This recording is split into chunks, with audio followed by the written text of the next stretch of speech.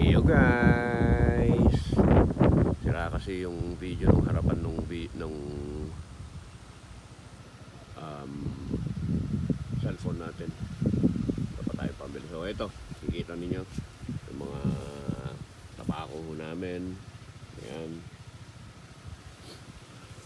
Na malapit ng ma-harvest. Maybe in few weeks time or maybe a week time. Pwede na to.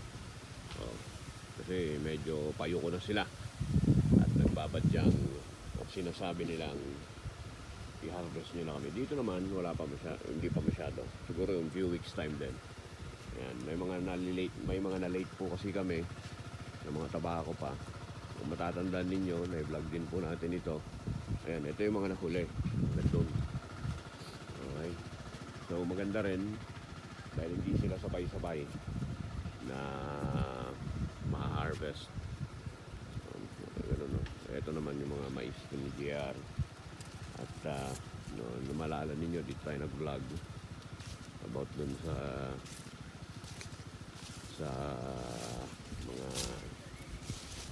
kamuting kahoy, singkamas, mais na puti.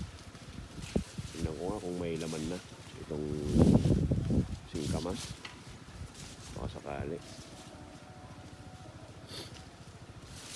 Sarap ang singkamas, guys. Ayan o. Ayan o. Mais yan na puti o. Ito. Tignan natin, ha? May laman na. Sana may laman na.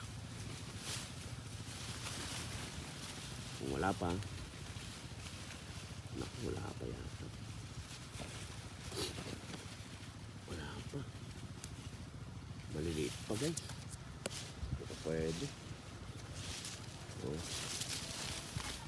Siguro by April pa ito. Pwedeng ma-harvest. Oh. Hindi tayo ngayon sa bukid. Oh. Ayan o. Ito yung sinasabi ko na kapag ikaw magpultong at gusto mong sabi na rito, gusto mong magtira para sa punla, kailangan na yun, no? Ayan. Yan yung mga bulaklak mo nila. Most probably kapag kahit maanib na po mga to, may iwan lang po yung mga bulaklak po nila. Yan. Nag-iwan po sila. Pero yung yan na 5, most probably magagawa niyan mga daming ano na yan, daming butil na yan. Kaya nitong taniman, tamnan lahat. Okay. Ano nga pala? Kalimutan ako. Ito. Meron din tayong ano rito kasi yung munggo. So sabi naman nila medyo na ano na raw nila na pakwan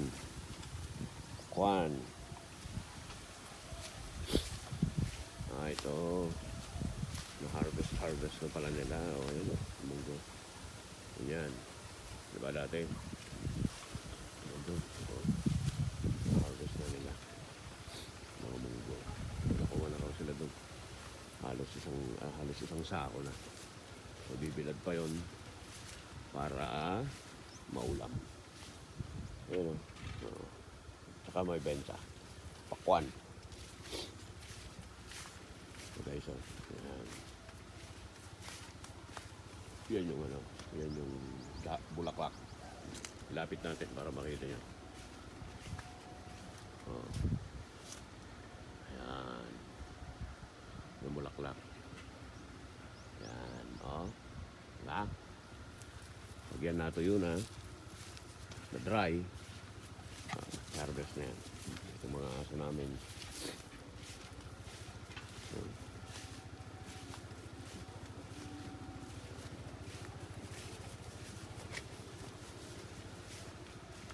Ganito po dito sa bukid.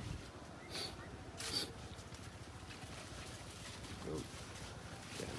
Ayan. Mabuyo. saging. Ganda, no? Oh, ganyan. Saging yan. Ganyan lang po yan. Okay. So, ayun guys. At nakita na naman po ninyo ang aming mahiwagang bukid. Gandon. Gandon. Ang gandon. Gandon. Bukid ho nila yan. So, hanggang dito na lamang po tayo. Maraming salamat na naman po sa inyong pong panonood. And thank you. Keep sharing, liking, and commenting sa ating pong mga content. Ayan, si Ian. Sila yung kumuha ng mangga. Ayun. Tapos si MG. Ayun siya. Kapatid ko yan. So, hanggang dito na lamang po ako. Jan Marino po. Peace out!